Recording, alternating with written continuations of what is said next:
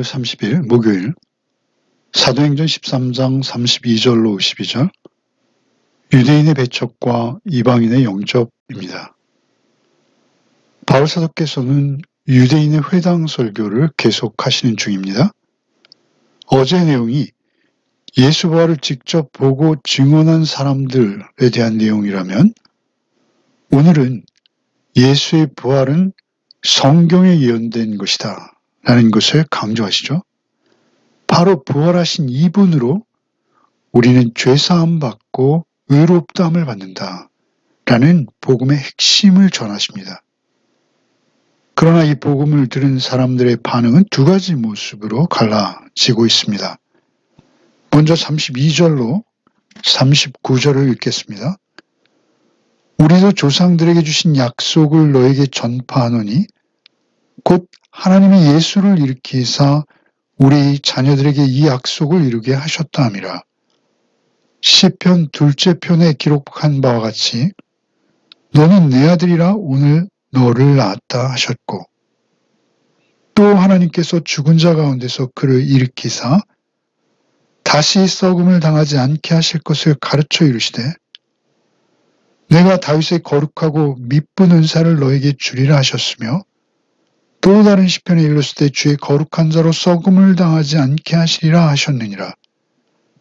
다윗은 당시에 하나님의 뜻을 따라 섬기다가 잠들어 그 조상들과 함께 묻혀 썩음을 당하였으되 하나님께서 살리신 이는 썩음을 당하지 아니하였나니 그러므로 형제들아 너희가 할 것은 이 사람을 힘입어 죄사함을 너에게 전하는 것이며 또 모세의 율법으로 너희가 의롭다 하심을 얻지 못하던 모든 일에도 이 사람을 힘입어 믿는 자마다 의롭다 하심을 얻는 이것이라.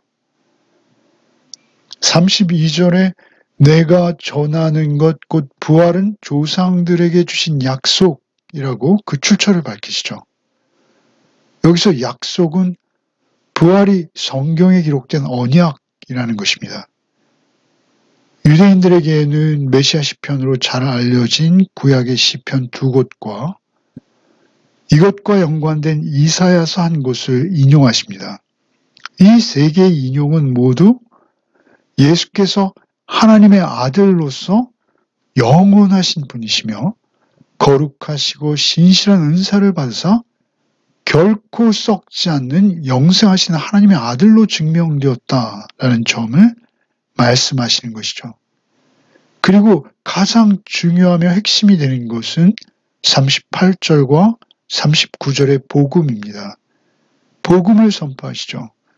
이제 십자가와 부활의 사건이 여기 회당 설교를 듣고 있는 모든 사람들과 직접적으로 어떻게 연관되어 있는지 말씀하시는 것이죠. 38절에 이 사람을 힘입어 죄사함을 받는다라고 선포하십니다.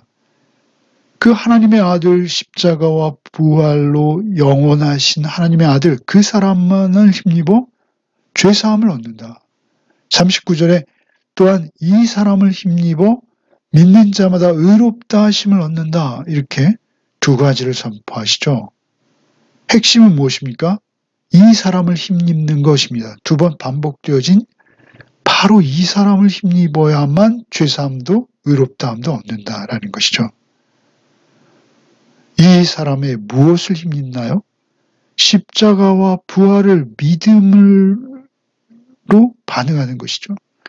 십자가와 부활을 믿음으로 반응할 때 힘이 되고 능력이 되는 것이죠. 죄가 사해지고 의롭다함을 얻는 거예요. 유대인들은 아직까지 아주 희미한 그 제사 행위로 제사함을 받는다 여겼고 율법을 지킴으로 의롭다함을 인정받는다라고 여기고 있었죠. 그러나 사실은 그 자체도 너무 지나치게 자기의의 관점에서 본 인간적인 해석입니다. 당시에도 오직 하나님의 은혜로만 죄사함과 의롭다함을 얻는 것인데 그들은 잘못 해석하고 있었던 것이죠. 어쨌든 사도께서는 이제는 십자가와 부활의 주님을 믿는 믿음으로 죄사함과 의롭다함을 얻는다라고 선포하시는 것이죠. 믿음으로 말미암는 의, 이것이 복음의 핵심입니다. 사실 죄사함과 의롭다함을 얻는 것, 이것은 동일한 것입니다. 죄사함이 의롭다하며 의롭다함을 얻는 것이 죄사함을 얻는 것으로 이루어지는 것입니다. 죄사함의 다른 표현이 의롭다함을 얻는다라는 것이죠.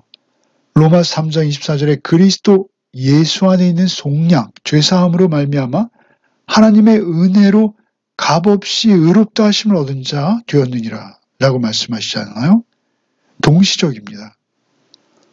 로마서 5장 1절도 그러므로 우리가 믿음으로 의롭다 하심을 받았으니 우리 주 예수 그리스도로 말미암아 하나님과 화평을 누리자. 믿음으로 의롭다 하심을 받아요. 어떤 믿음이요?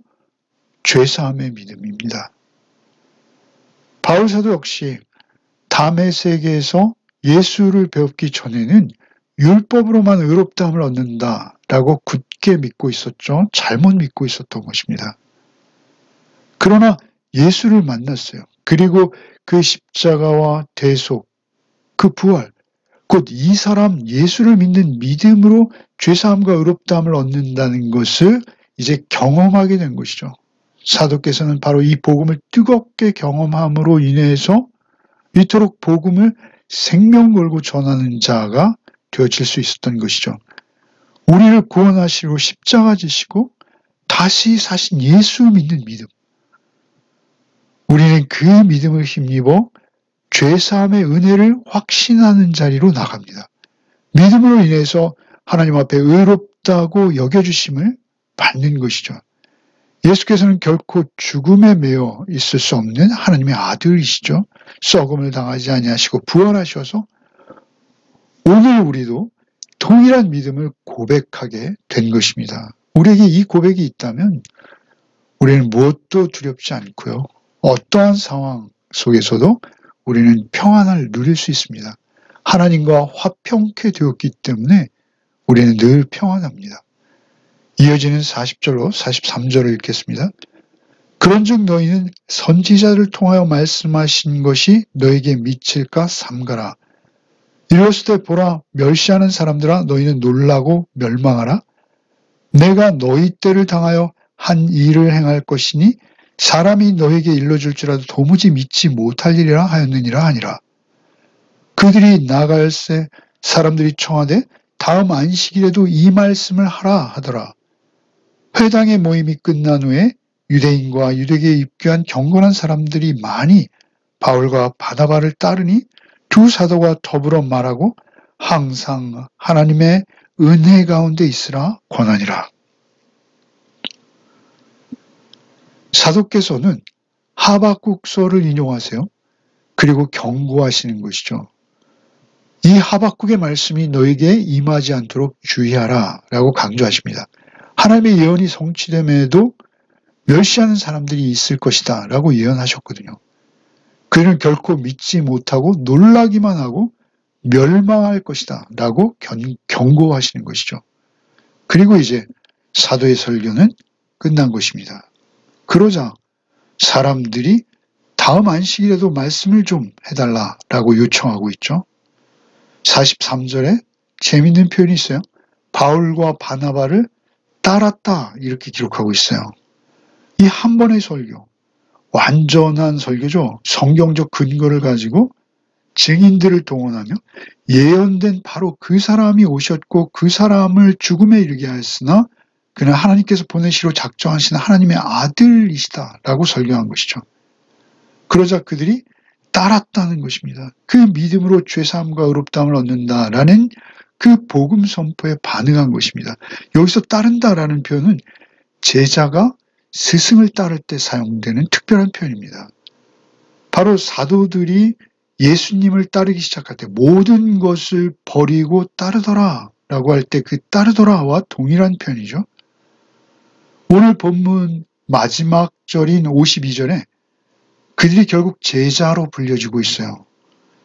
결국 그들이 그 설교를 믿고 따를 때 그들이 제자 공동체가 거기에 세워지는 것입니다. 놀라운 이적이요. 이것은 사람의 일이 아니라 하나님의 일하심입니다. 사도께서는 마지막으로 43절에 항상 하나님의 은혜 가운데 있으라 라고 권하세요. 하나님의 은혜 가운데 있으라. 마지막 설교가 될 수도 있잖아요. 그들에게 당부하고 싶은 것은 은혜 가운데 있으라, 은혜 가운데 머물라는 것입니다. 바울 자신의 추종자가 아니라 하나님께서 구원하시는 그 은혜를 항상 붙들고 있으라 라고 진심 어린 간절한 당부를 하고 있는 것이죠. 그 은혜 가운데 사는 것이 구원받은 자의 삶이다 라고 그들에게 당부하시는 것이죠. 이어지는 44절로 52절을 읽겠습니다. 그 다음 안식일에는 온 시민이 거의 다 하나님의 말씀을 듣고자 하여 모이니 유대인들이 그 무리를 보고 시기가 가득하여 바울이 말한 것을 반박하고 비방하거늘 바울과 바나바가 담대히 말하여 이르되 하나님의 말씀을 마땅히 먼저 너에게 전할 것이로되 너희가 그것을 버리고 영생을 얻기에 합당하지 않은 자로 자처하기로 우리가 이방인에게로 향하노라. 주께서 이같이 우리에게 명하시되 내가 너를 이방의 빛으로 삼아 너로 땅끝까지 구원하게 하리라 하셨느니라 하니 이방인들이 듣고 기뻐하여 하나님의 말씀을 찬송하며 영생을 주시로 작정된 자는 다 믿더라. 주의 말씀이 그 지방에 두루 퍼지니라. 이에 유대인들이 경건한 귀부인들과 그 신의 유력자들을 선동하여 바울과 바나바를 박해하게 하여 그 지역에서 쫓아내니 두 사람이 그들을 향하여 발에 티끌을 털어버리고 이고니온으로 가거늘 제자들은 기쁨과 성령이 충만하니라.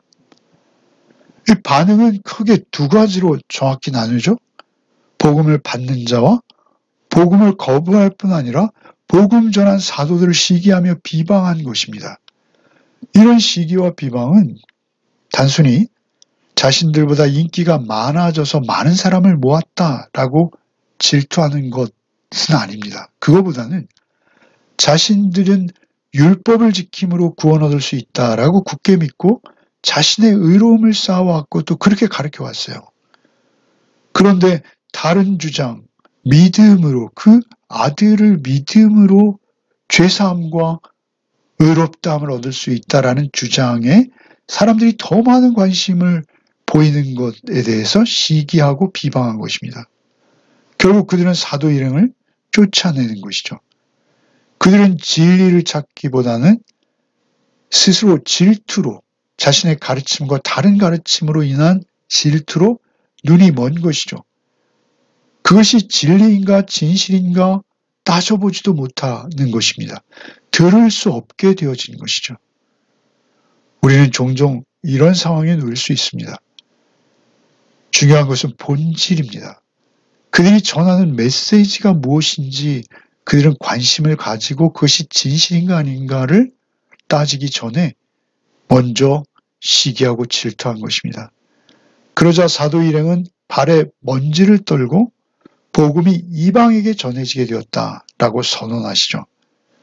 이렇게 되어지는 것은 사실 모두 하나님의 뜻입니다. 48절에 영생을 주시기로 작정된 자는 다 믿더라. 이 당시의 상황을 기록한 것이죠. 하나님께서 창세전에 이미 작정하신 구원받을 영혼들은 이 짧은 선교 기간을 통해서도 구원에 이르게 되었다라는 것이죠.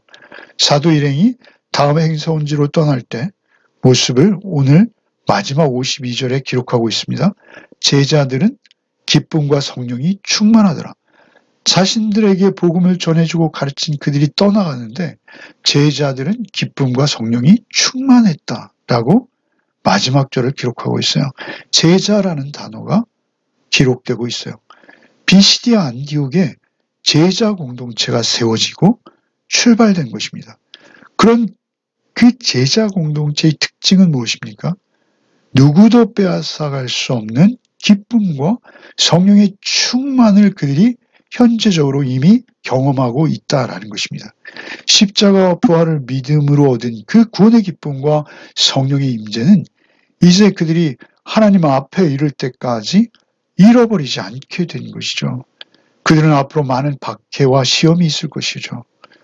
이미 작정되어 있습니다. 그럼에도 그들의 구원은 누구도 빼앗을 수 없게 되었고 제자 공동체가 세워졌다라고 본문은 기록하고 있습니다. 기도하시겠습니다. 주님, 우리도 복음 받은 자라는 점을 잊지 않게 하여 주옵소서. 생명의 복음, 그 구원의 복음, 오늘 하루도 십자가와 부활의 복음을 살아내게 하여 주시옵소서. 성령의 충만함을 힘입어 기쁨으로 오직 그 복음 죄사함과 의롭다 하심을 얻은 기쁨의 증거자로 하루를 살게 하여 주시옵소서. 예수 그리스도 이름 받들어 기도하옵나이다. 아멘.